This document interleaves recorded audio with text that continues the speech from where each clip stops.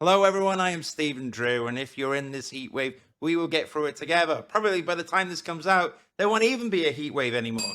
So I may as well stop talking about it. More importantly than the heat wave and the sweltering conditions that I'm in, I've got a fantastic guest all the way around from the world, which I've worked from before, who is an author who's written a book about supporting and building careers in architecture. So I need to take some notes because that's part of the mantra of the Architecture Social and learn a little bit myself. But I've got the fantastic Joseph, or Joe as I know him, Joe Healey here. Joe, how are you? Very well, Steve. Thanks for the introduction. Yeah, pretty good, thank you. Speaking to you from chilly Melbourne in Australia. It's middle of winter and there's no heat wave here for sure. Amazing. Thank you, Joe. You're very patient as well. For context, this is the second time we're recording the podcast because my first one corrupted, and you are the most patient person to come back and do it again. Well, I'm so pleased you are, and that passion transcends into what you've done in writing a book. Now, I'm not very good at writing as well, so perhaps you could tell me a little bit about how you've done that. But just before you do, we should let people know how me and you know each other. So maybe, Joe, like you can do me the honors, making my life easier, host, and tell everyone how you have the misfortune or fortune, I don't know, up to you, of how we know each other, and then we can build from there. I can't even remember the year, but it's probably looking at say 2007-ish, Yeah. where I was working in EPR Architects Yeah. in Westminster, London town, and I think you came through the door maybe 2008 or 9 as a grad. Yeah. And I think I could hear you before I could see you, for sure. I know. And our blossoming friendship went from there. It was good times in the office, and yeah, I remember you struck up a good friendship as you did with everybody. Oh, there you go. Well, I was on one team, right, and you were on the other, but our tables were next to each other. So I used to try and get in on the bants with you guys, the kind of the cool kids, but I also liked my team as well. And it was interesting, Joe, because in my head you were one of the technical guys, right? And I think probably worth noting for everyone here is that what was amazing about offices like EPR is that there's a lot of cross collaboration. You're a qualified chartered architectural technologist, isn't it? So you have Correct. your MCIAT, right? So for anyone that does not familiar with the distinction between becoming a registered architect and a chartered architectural technologist, can you maybe elaborate a bit on that, Joe? Because I think it's really useful for people to know. Yeah, well, I guess it's certainly, as you say, the technical side of the industry. Originally, it was like a branch off from REBA back in the 60s. It really? was under a different acronym, but it was an institute for the technicians, basically. So through the 80s and 90s, it was always described as like the technicians were a bit of a separate breed, and that sort of changed its terminology over the years, and now it's technologists. Right. Basically just means, yeah, you're down the more construction side, the building technology side, instead of the pure architecture, which I first studied at university, but then changing a few modules here and there came out with architectural technology instead.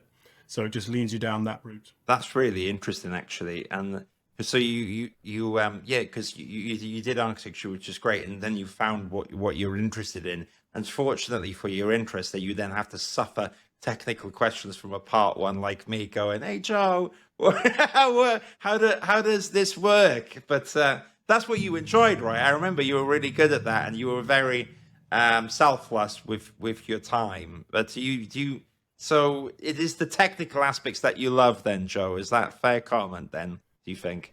Yeah, definitely. Yeah. Well, I don't remember you bugging me at all, but I guess everyone in the industry enjoys certain things Right. and doesn't enjoy other things. So, there's always a variety. But yeah, I was in with the detailing pretty quickly, trying to draw the little pretty pictures of detailing and sort of searching the websites for all the details you could download there. And soon, perhaps you realize you're getting some success at some things and you're getting a few failures at other things. So the failures push you further away and the successes drag you along. So yeah, stuck on the technical side, and that's, I suppose, carried me through a few years now with various jobs, being the technical know-how, or trying to anyway. Amazing. And look, there's so many things we can unpack. Just before we do that, though, there's an art form to the reason why you didn't know me doing asking all the questions, because I definitely did. What you've got to do, and for anyone that's joining an architectural practice, especially if you're a graduate, because that's what we're talking about here as well, isn't it, Joe? I think top tip number one, which is an indirect tip, is probably get to know the people that you're working with, and if anyone's got a wealth of knowledge, build a rapport with them, get to know them on a personal level, because then when you want to ask a few questions, the person's more likely to help you, right? I think that's a good sentiment. But I always used to remember that I used to get teased by the chap in IT, which was also at the desk. I've forgotten his name now, but he always used to tease me about my music sense, and we all used to have a giggle about it. It's gone. I forget the name. Anyways, I digress. There was a few, but yeah, let's not pick him. Yeah. I don't want to have a copyright strike or anything for names from. Might be listening. You might be listening. Well, I did enjoy his company then. Anyways, I think it's good to make. I mean, that's one of the most important tips I always say to people getting in the industry is, especially, and I think one thing EPR did really well is that it's good to have part one starting at the same time, because you're kind of in it together. But at the same time, you don't just stick to your part ones, because everyone's super friendly, especially in architecture. And I do think as well, what I've learned is wealth of knowledge, like yourself as an architectural technologist in the office, can be really useful. But moving on from that, Joe, because this story of us having banter in the office, it kind of came to a crescendo. It ended, right? Partly because I went to do my part two. But for dramatic's sake, I'll turn the table on you and say it's because you left me, Joe. You left me, mate, and you went to another country, right? So I'm joking. I think it's awesome that you did that, but that would be really cool for you to expand upon as well, because I wouldn't have gone to somewhere. I've never thought about going to Dubai, but I've known a lot of people that have done it and who love it and are constantly inviting me out there. But where did that all come about, mate? Were you thinking about the change, or was there a job offer out there? Or tell me all about it. Yeah, well, as you're saying, when you have sort of connections that mention it, Yeah. I certainly think you could and should jump on those pretty quickly, because it's often that they'll just put in a good word for you, and the companies around them say, "Oh, we need some people with these skills or these skills." Yeah. You just kind of tag along with that. So Yeah. the connections and who you know is crucial. But in my story, yeah, it was probably 7 or 8 years at EPR, which is great. I learned a lot there. Yeah. Certainly, as we've said, with the detailing side of things, and that kind of role in projects was very useful. But it just also showed me that you could get a little bit trapped in certain typologies. I suppose EPR was very strong at sort of offices and hotels at the time, and they still are. But you could get a bit pigeonholed in that. And I thought, I want to break out in terms of a different place. Yeah. As great as London is, just thought I'd had my years there, so let's move on, take a different challenge. And had a couple of people who had moved out to the UAE, working in Abu Dhabi and Dubai. And again, they were just saying, yeah, there's some options out there. So it's a case of just actually finding the HR person on LinkedIn. Oh, wow. And kind of Was that simple, was it? stalking them, really, just saying, hey, I'm interested in work out there. Is it a good timing? And sometimes they might say, no, it's not good timing. Sorry, I've got nothing on. Yeah. But in this particular case, they said, yeah, we're hiring. We need technical knowledge. And my technical knowledge wasn't going to instantly transfer to the Middle East, but it's something. And luckily there, they generally follow American standards and UK standards. And therefore, you got a decent foot in the door. So that was the reason. Yeah, just take a jump, do something different. If it goes wrong, you can always come back home 6 months later and get back to what you were doing. Absolutely. And I think what a great way I agree with you, because I think that it's sometimes, on one hand, it's really good to be in an architecture practice for a long period of time because you're loyal, dedicated. That's good. But you're right. Sometimes I think some architecture practices, there's a way of doing architecture, isn't there? And I think that if you go to other architecture practices, some of those preconceptions which you've made of that's the way to do it get challenged. So I can imagine, you've seen the EPR again, so you've been in Cox architecture as well, which is quite cool. So it's quite interesting to see all those styles. But just before we crack on with that, Joe. I'd love to know. I always, when people say relocating and stuff, I always like to go through it. Was it really that simple where you just kind of packed everything up? After you spoke to HR, you went for 1 or 2 interviews, right? But what was the actual process of moving from the UK to Dubai like? Was it easy, or was it a lot of red tape, a lot of work? Just travel light, first of all. I didn't really take much, but it was first, yeah, organising this contact through LinkedIn basically, and then sort of getting an invite to maybe visit out there first of all. Yeah. Had the option to visit out there, so I thought, yeah, I'll book a flight, get out there, have the interview. Actually had 2 other interviews as well, just as a bit of a backup. But yeah, there's a fair bit of red tape to go through with the Middle East, Right. just visas, passport things, but then translation, of course, into Arabic as well, fair bit of that sort of thing. And Right. these things can take a bit of time, depending on what time of year it is. It might be over Ramadan, different things like that, that just in different countries might be fast or slow, just the way it is. So within a few weeks, again, getting back home and eventually getting the job offer, which again always takes a little bit longer than you would think. Right. And upon accepting it, it was just thinking, well, I don't need to take everything in my life, but I'll take what is essentially going to be potentially an extended holiday. So pack for a few months worth, and then you can always buy whatever else you need out there. So yeah, after the red tape gets done, you're just sort of packing for a holiday, maybe. Yeah, And nice. you go from there, yeah. Brilliant. Very interesting, because so you worked in Dubai for like 4 years. So what is it like different culturally? You suppose you don't have any loud Welsh part ones there, and the banter from the IT crowd and stuff. So what is like, because I imagine if I'm sitting down in the job, is it quite similar to the UK? Because I hear that you've got British expats and stuff like that, communities out there, or is it a totally different climate once you're out there, Joe? Is it Yeah, miles apart? it's weird. There's some very similar, some very different. So what I learned pretty quickly when I was out there, that it's a country of about nearly 5 million people at the time, and there was over 150,000 Brits there already, just living the life out there. Often a lot of them making a lot of money in finance or property and things, Yeah. and a fair few in architecture as well. But you'll be surprised, maybe not surprised, maybe delighted to know there was a fair bit of Welsh out there, fair few Ah, Welsh people, a lot from ah, Manchester and Liverpool, and a fair few from Middlesbrough on recollection. So you meet all sorts of people from anywhere, but that's part of the melting pot of UAE. So some things were very sort of similar, and the office atmosphere was generally quite similar, a little bit quieter, of course. yeah. But yeah, you meet more people from all around the world. Nearly every country in the world is represented there. Obviously, the heat is quite extreme in the summer. The sort of holiday options are all quite different. But working culture, fairly similar. Because I was working for an American company, and therefore, the culture is not too different from the UK. There's a fair blend of everything. Yeah. Fair play. I would love to do it at some point. I think it's quite. I'm sure it's quite rewarding. So after 4 years, so you saw your fair share of Dubai, right? But you've kind of done another loop around the world now, isn't it? You definitely got your kicks. Very smart, just before the pandemic.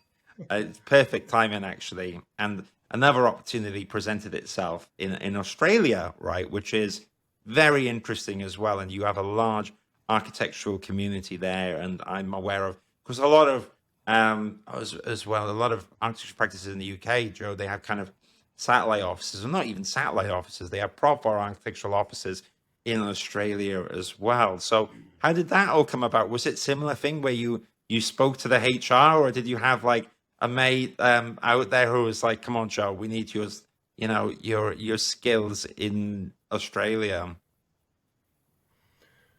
Well, Australia is pretty developing kind of economy in terms of size and population, because Sydney and Melbourne massively expanding. But this Yeah. time, no, it was even luckier. Basically, I had got married by then, and my wife had an offer of a work transfer out here. Congratulations. You know. Yeah, Did you meet in Dubai, you both? Oh, we originally met at university. Wow, that's like going way back, way back. She studied architecture as well, so I guess I had my eye on her a little bit there. But it was quite a few years later we actually got together, and then by that time she had moved to UAE as well. Yeah. Then after leaving UAE, we did a few months of travel, and then she was still in touch, technically on secondment with her company, and then was able to come back and got an offer for Melbourne to work on the railway, the sustainability Oh, sort of wow. angle on all the railway developments here. So she brought us out here, and I was able just to realize there's lots of options for architecture jobs, and hence Cox Architecture was a great option. So I joined them pretty quick. They're pretty big on sort of sports stadiums, Yeah, very cool. and big sort of residential towers, things like that. Yeah. Yeah, it's a good start. But yeah, just again, take the opportunity when it comes along. We said to each other, this might not work. It might be too far away from home. We might come back within 6 months, but now it's nearly 3 years later. So you never quite know what's around the corner. Take the jump and see what happens. You can always go back. Good for you, I say. It's you know, when you were thinking about earlier about we were talking about the cultures and get involved. You know what drives, and somewhat non-architectural related, but makes sense. And I think you get what I mean, right?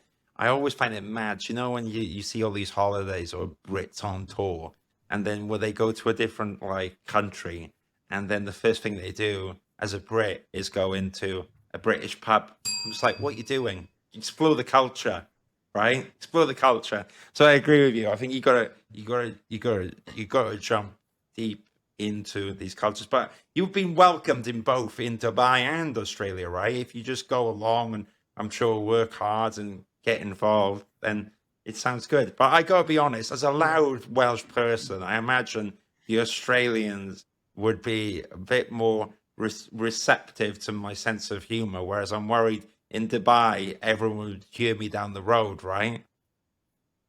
Could do. Yeah. But it's friendliness that counts with you, Steve. Ah, It's the fact that you've got a smiling, approachable kind of manner, and that's good anywhere. So it was lucky that particularly Australia, it's a kind of a British sort of style culture, I suppose you could say. But even in UAE, with the amount of Brits I mentioned, you do find Brits everywhere. yeah, So that's a lucky for us that you generally can travel anywhere in the world and you'll find Brits. yeah. But yeah, you'll find in architecture, as you mentioned at the start, that everyone's pretty decent usually, pretty decent people in the industry. And there's a lot of people willing to help you out, and a lot of people you can latch onto, as well as you said earlier, to help you through your career. Very cool. Very good to know that the world is receptive to loud Welsh people like myself. I don't know where the sense of humor's come from. I think it's the heat I'm boiling you. I'm not equipped for it, Joe. Sounds really interesting, right? So on this note, Joe, as well, because I want to talk about your book in a bit, but I'm just kind of going along the path, and I guess I've always been interested in traveling as well because I done a bit of that, especially before the pandemic, and my thoughts were traveling is enriching for the soul and everything, like you said. You've got these, like I don't know whether it's like when I remember when I was growing up in Wales, and like I got a job in London, right? And the first thing I did is said, "Oh, all right, boys, I'm going to study in London." And this is before I joined APR, and they were like, "Oh, Steve." I'm like, "What?" And they're like, "They don't like us over there, right? What you doing? Stay in Wales." And that's like the load of rubbish, Joe. It was like the biggest load of rubbish. In London, I had the greatest time. Everyone was super accepting. So I agree with you, especially like traveling. I mean, it's not, I'm talking about my like little adventure, like a hobbit here. Actually going from Wales to London's not a bigger journey. But in essence, everyone's welcoming, right? So, if in doubt, take the jump. But you took another jump, Joe, as well, because we talked about all your architectural skills in terms of technology, what you've done, helping out on specification writing, wink, wink, nudge, nudge. Now you work for NBS Australia. And for anyone that's not familiar with it, NBS is part of specification writing, isn't it? Now, in your words, because I haven't used NBS spec for a while, and I think when I did try and use it years ago, I think you would have looked at what I'd done and gone, "Do you know what, Steve? Just let me go on it. It's fine. I'll sort it out for you." So it wasn't the best of that stuff, but tell us all about what NBS is and what your role is at NBS. Yeah, the company's pretty big in the UK. Yeah, So, like you said, in the specification area, specifications were boring. I think when we were in the office, they've transitioned now. yeah, They're a lot more exciting. They're a lot more involved now, a bit more connected with the technology. right. There's model integration, kicking out schedules from the specification as well. So it's really taken a bit of a change. And the main office is up in Newcastle in UK. Yeah. Lovely big office up there in a converted old post office. I've just Oh, visited once. Yeah, it's a really pretty good company, and they just set up in Canada and Australia about sort of 5 years ago.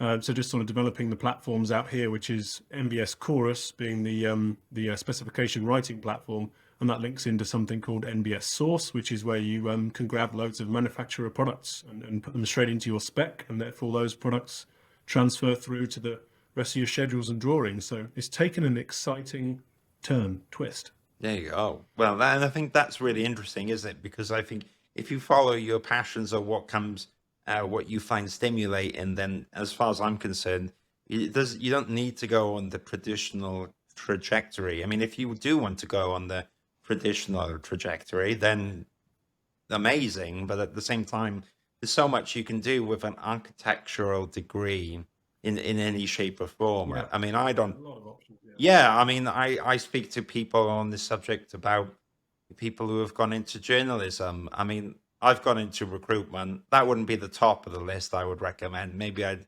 look at working for MBS first, or journalism. Or I know people who run their own business. Actually, a programmer I know who does a lot of scripts for Boots and companies like Lloyd's Bank. He studied architecture, and they like him as a scripter because of the way he envisions things, Joe. Maybe it's that spatial perception that we're trained in architecture. So, I mean, I love that your journey has led you to where you are. But what's even more surprising in a good way, so I'm surprised as in I'm impressed and surprised that you managed to squeeze the time to do this while you're cracking away at MBS and the companies you worked before, is you've written a book. Now, Joe, quick confession before that, because writing was not my forte, especially if you've got a short attention span. I struggle with it, right? So this is a proper book that you've written because it has more than 5 pages. That's me. So I'm looking there as 328 pages.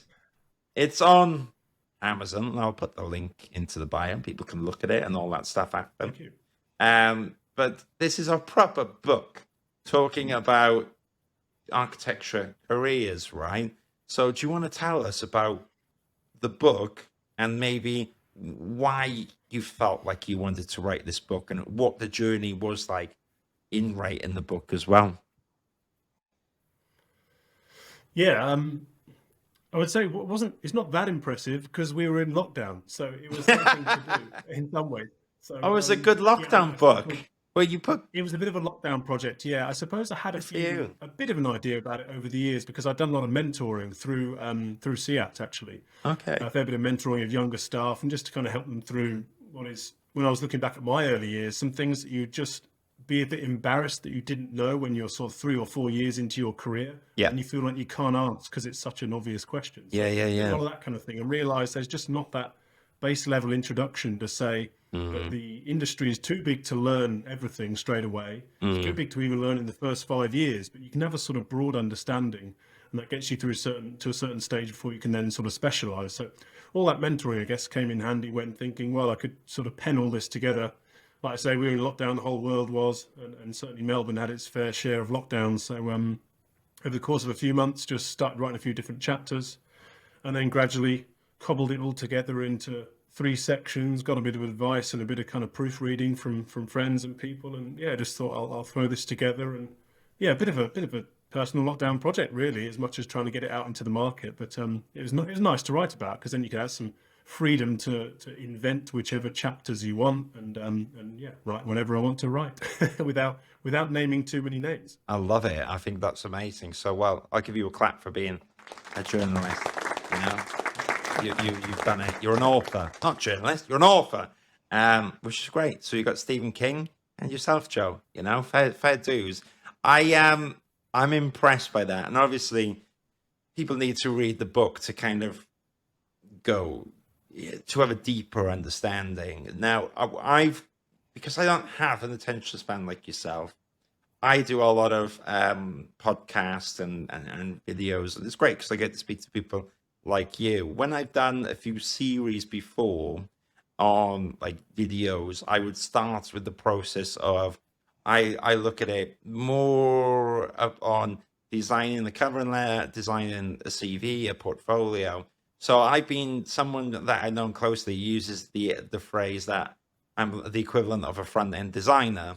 I don't talk about the technical details because that's stuff that you do, but I mainly advise on CVs, portfolios, interviews, techniques as well.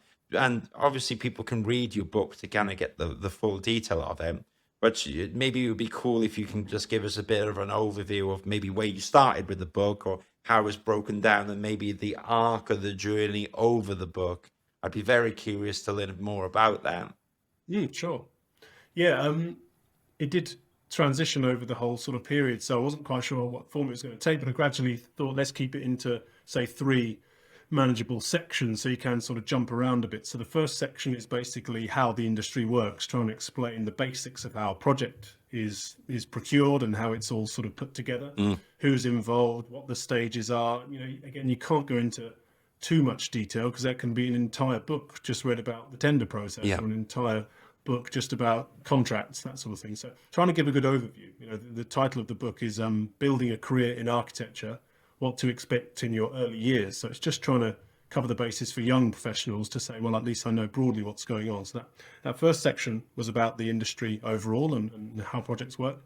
The second bit was where I took the sort of option to gather lots of opinions from colleagues and friends from around the world and over the years who've worked in architecture. So I asked loads of friends to just write about 150 words of what advice you would give to young people about the architecture industry. So there's about 20 people in there who have written their little passage, which is nice just to hear their thoughts as well, not only mine.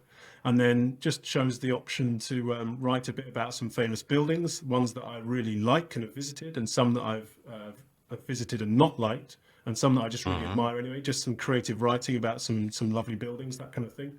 And there's a few like famous architectural quotes in there as well, a little passage about sort of famous architects and their quotes, just to try and sort of put into the mind about what the real big thinkers sort of say. And then the final part 3, is just effectively my career story. So just runs through a lot of memories of like a fair few EPR memories about how the office worked, who were the nice people, who were the slightly not so nice people. I'm not going to name the names. But, you've just got to tackle that sort of thing in the office about office culture, how to behave, how you sort of navigate your way through the projects and through the actual staff you're working with. So it was just my story, I suppose, as to funny memories that have come out of that and how I changed those jobs internationally. And yeah, some of the projects I worked on, just a bit of a chronological run through, really. So that about wraps it up, really. I love it. I think it's No need to buy it. yeah, I think so. It's like 300 pages there. It goes into a lot. Well, I think it's the nuances and stuff, isn't it? And I think that what I think is precious about a book, and maybe why I think like at some point I'd like to get around to it, because I think especially at the moment we're in this fast culture, right? TikTok, Instagram, 30 seconds. You kind of can't get under the skin in 30 seconds. That's where the book, it's got layers and experience and nuances. And I think that's what's really important about it. And the other thing I quite like about a book actually is that cost to value. It's quite cost effective, right? I imagine I'm looking at it now. This is like $30 as worth Australian dollars. I'll have a look what it's on Amazon UK, but I think for the bulk of the content you're getting, I think it's pretty good. And yeah, no, I do. I had to work that out because I thought about maybe £14 or something like that, and I thought, well, is this worth like 2 or 3 pints of beer? I don't know. I think so. Or like other books are generally between say 10 and 20 quid. So I think so. And I got to be careful because I might have a ranter in the heat. You have to reel me back in, Joe. I'm like the host unleashed. But what I've learned is as well, there's a big misconception out there because I think a lot of free resources, they're free for a reason. And it's very hard to do anything substantial, in my opinion, that's free. And I've learned that. I mean, so a lot of the content I do with the Architecture Social is free to all, but then there's a few reasons for that. It's because I like building up YouTube because it can go to a larger share of people there. But truthfully, it's hard to go one-on-one or case-by-case scenario. So I try to put out content which is the catch for all. But then the truth is, Joe, that architecture, it's like you said, it's very in terms of your book, it's driven by experiences, and I think that it really helps to have a wealth of people who have different perspectives, where you can kind of see different things, and then you can kind of soak up all their information.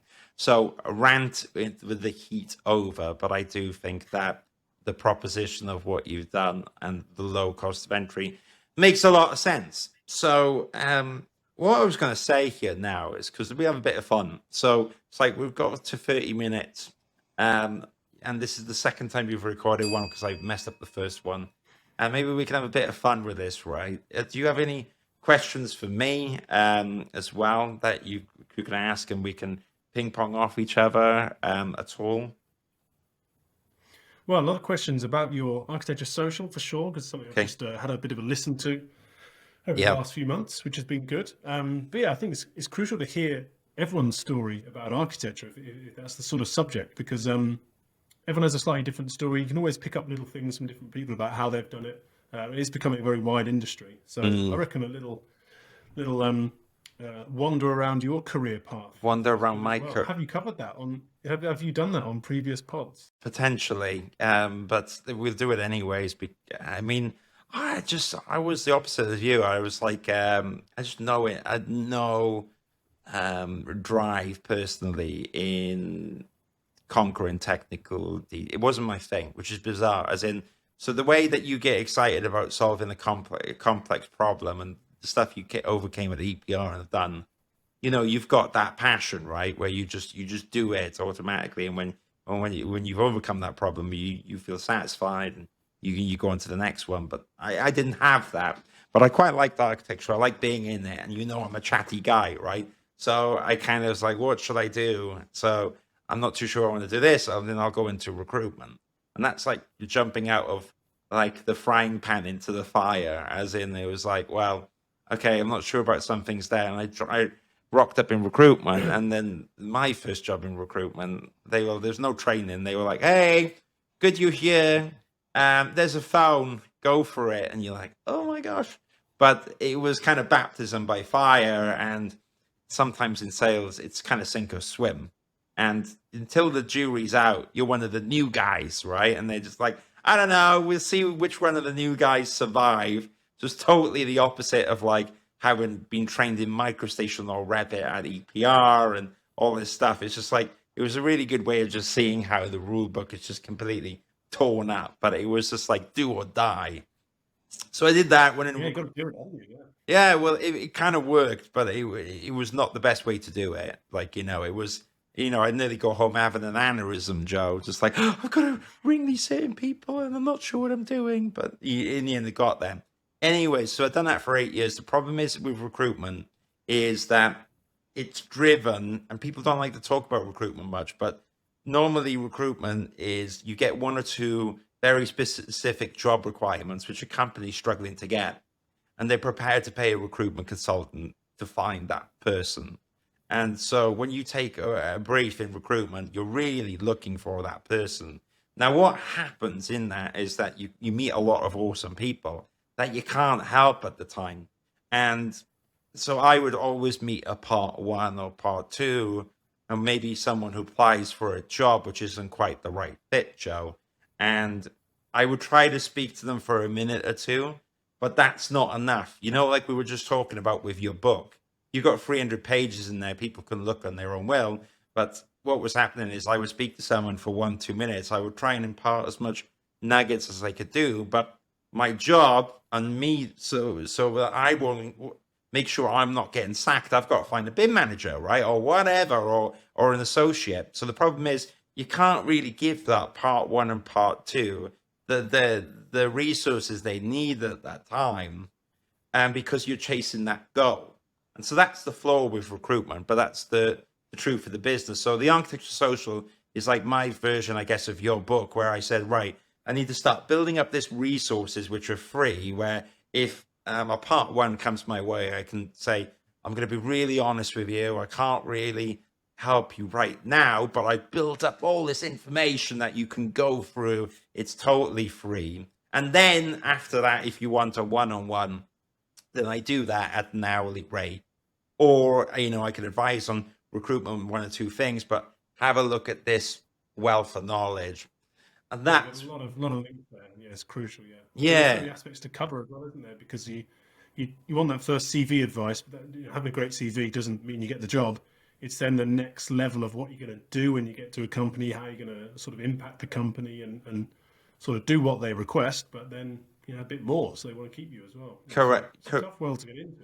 Correct. There's many facets on it. So I tend to, I'll focus more on recruitment, as in the CV, the portfolio. But you're right. I can't really pretend. I've never done my part three. I don't pretend I've done my part three, but doing that.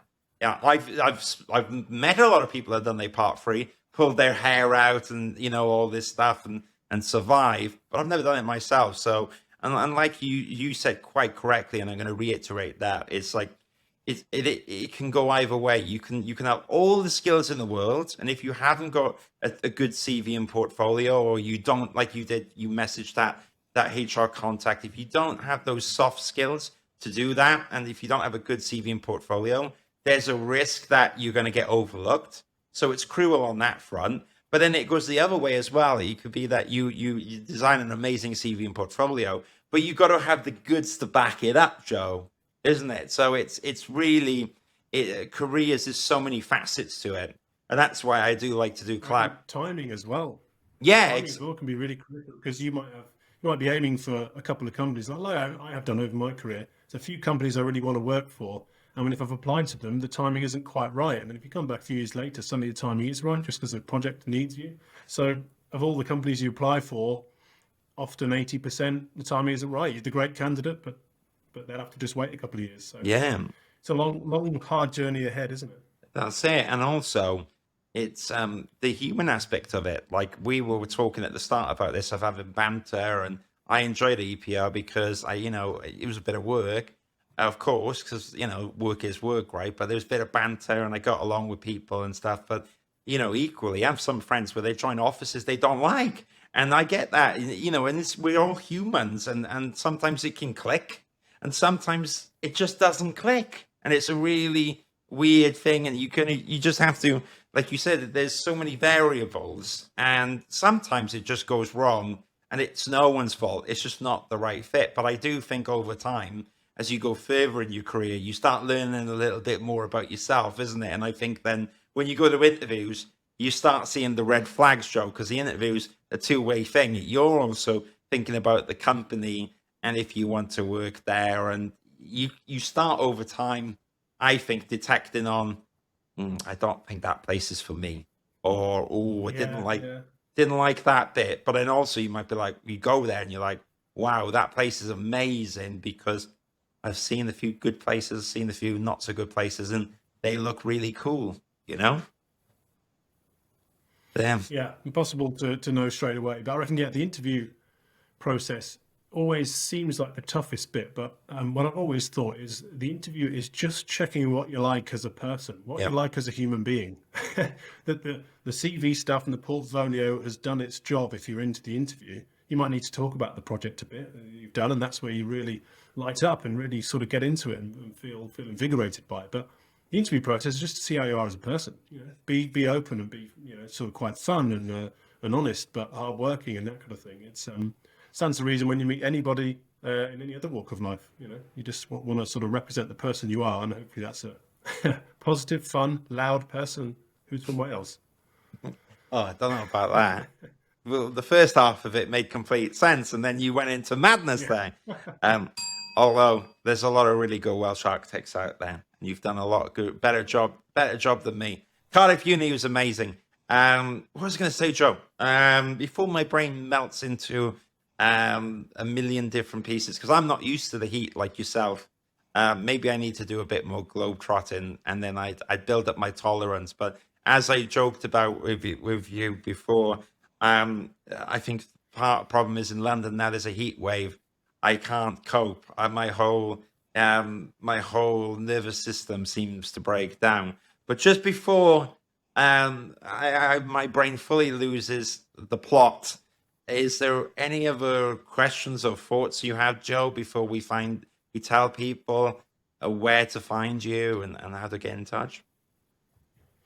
Yeah, certainly find me on LinkedIn. Would be probably the best place. I'm not an Instagrammer, unfortunately. Sorry about that. But yeah, LinkedIn is probably the place. And otherwise, can certainly look me up on an NBS as well. I'm happy to have a contact there because I like doing some mentoring here on the side just to sort of hear other people's side of the story.